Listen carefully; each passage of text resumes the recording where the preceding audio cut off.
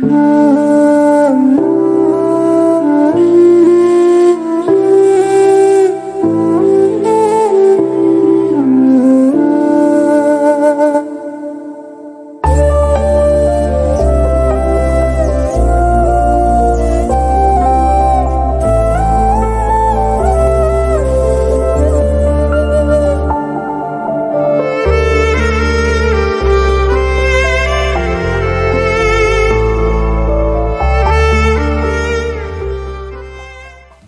The lord. ಯೇಸು ಕ್ರಿಸ್ತನ ಮಹೋನ್ನತವಾದಂತ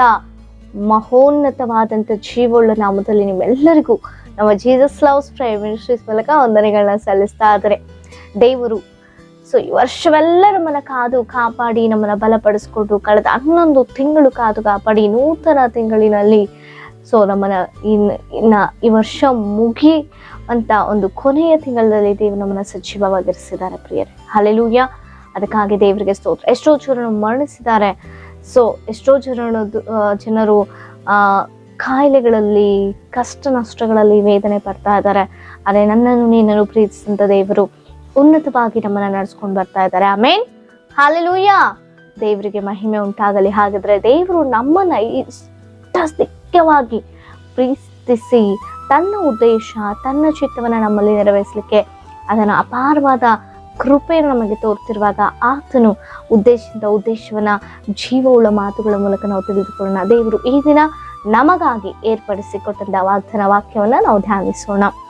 ಲೂಕನು ಬರೆದ ಸುವಾರ್ತೆ 11ನೇ ಅಧ್ಯಾಯ 4ನೇ ವಚನ. ನಮಗೆ ತಪ್ಪು ಮಾಡಿರುವ ಪ್ರತಿಯೊಬ್ಬನನ್ನು ನಾವು ಕ್ಷಮಿಸುವುದರಿಂದ ನಮ್ಮ ಪಾಪಗಳನ್ನು ಕ್ಷಮಿಸು. ಆಮೇನ್, ಹಲ್ಲೆಲೂಯಾ. ದೇವರಿಗೆ ಸ್ತೋತ್ರ. ಪ್ರಿಯರೇ, ಈ ವರ್ಷ ಮೊದಲುಗೊಂಡು ಈ ಕೊನೆ ತಿಂಗಳು ಈ ವರ್ಷ ಮುಗಿಲಿಕ್ಕಿದೆ. 2024ನೇ ವರ್ಷ ಎಷ್ಟೋ ವೇಗವಾಗಿ ದಿನಗಳು ಕಳೆದು ಹೋಯಿತು. ಆದ್ರೆ ದೇವರ ವಾಕ್ಯ ಸ್ಪಷ್ಟವಾಗಿ ತಿಳಿಸ್ತಾ ಇದೆ, ಇನ್ನು ಅನೇಕರ ಈ ವರ್ಷ ದಿನಗಳು ಕಳೀತಾ ಇದೆ, ವರ್ಷಗಳು ಕಳೀತಾ ಇದೆ, ಸಮಯ ಕಳೀತಾ ಇದೆ. ಆದರೆ ಮನುಷ್ಯನು ಮಾತ್ರ ಇದ್ದ ಸ್ಥಿತಿಯಲ್ಲೇ ಇದ್ದಂತ ರೀತಿಯಲ್ಲೇ ಇದ್ದಾರೆ. ಒಂದು ಬಾರಿ ನಮ್ಮನ್ನ ಪರೀಕ್ಷಿಸಿಕೊಳ್ಳುವಂತ ಸಮಯ ಇದು. ಈ ಮುಂಜಾನೆ ಯಾವಾಗಲೂ ಪ್ರಾರಂಭವಾದಂತ ಕೋಪ ಅದು ದ್ವೇಷವಾಗಿ ಮಾರ್ಪಟ್ಟು ಯಾವಾಗಲೂ ಒಂದು ಚಿಕ್ಕ ಮಿಸ್ಅಂಡರ್ಸ್ಟ್ಯಾಂಡಿಂಗ್ಸ್, ಮಾತುಗಳೇ ಬಿಟ್ಟು ಎಷ್ಟೋ ದಿನಗಳು ಕಳೆದೋಯ್ತೇನೋ. ಒಂದು ಬಾರಿ ಜ್ಞಾಪಿಸಿಕೊಳ್ಳೋಣ, ಯಾರ್ಯಾರ ಬಳಿ ನಾವು ಹೇಗೆಲ್ಲ ಪ್ರವರ್ತಿಸಿದ್ದೇವೆ, ಯಾರನ್ನ ನಿಜವಾಗಿಯೂ ಮನಪೂರ್ವಕವಾಗಿಯೂ ನಾವು ಕ್ಷಮಿಸಿ ನಿಜವಾದ ಪ್ರೀತಿಯಿಂದ, ದೇವರ ಪ್ರೀತಿಯಿಂದ ಪ್ರೀತಿಸ್ತಾ ಇದ್ದೇವೆ ಎಂಬುದಾಗಿ.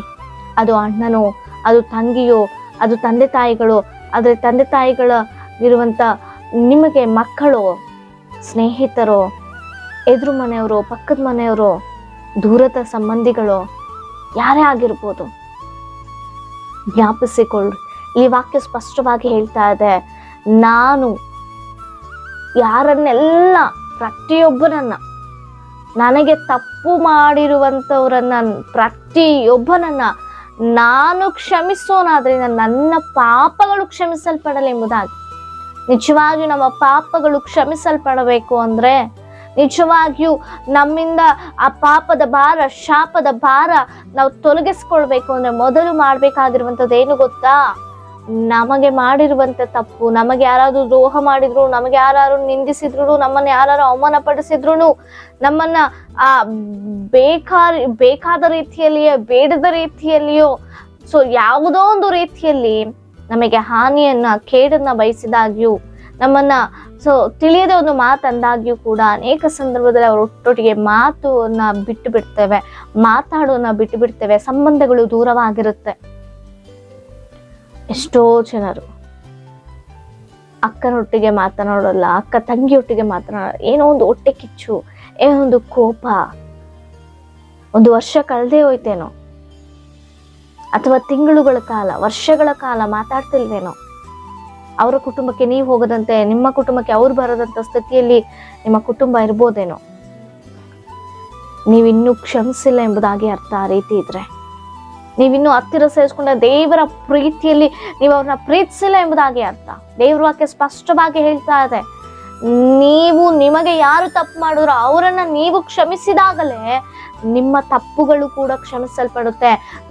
ನಮ್ಮ ತಪ್ಪುಗಳು ಕೂಡ ಕ್ಷಮಿಸಲ್ಪಡುತ್ತೆ. ನಾವು ಯಾವಾಗ ಯಾರನ್ನ ನಾವು ಕ್ಷಮಿಸಿರ್ತೇವೋ, ಯಾರನ್ನೋ ಅಲ್ಲ, ನಮಗಿಷ್ಟವಾದನ್ನ ಮಾತ್ರ ನಾವು ಕ್ಷಮಿಸ್ಕೊಳ್ಳುವಂಥದ್ದಲ್ಲ, ಪ್ರತಿಯೊಬ್ಬನನ್ನು ನಮ್ಮ ಜೀವಿತದಲ್ಲಿ ಹಾದು ಹೋಗಿರುವಂತ ಪ್ರತಿಯೊಬ್ಬರನ್ನು ಕೂಡ, ಅದು ಯಾರೇ ಆಗಿರ್ಬೋದು, ಅವರನ್ನ ನಾವು ಮೊದಲು ಕ್ಷಮಿಸ್ಬೇಕು. ಆಗಲೇ ನಮ್ಮ ಪಾಪಗಳು, ನಮ್ಮ ದ್ರೋಹಗಳು, ನಮ್ಮ ಶಾಪಗಳಿಂದ ನಾವು ಬಿಡುಗಡೆ ಹೊಂದಿಕೊಳ್ಳಲಿಕ್ಕೆ ಸಾಧ್ಯ.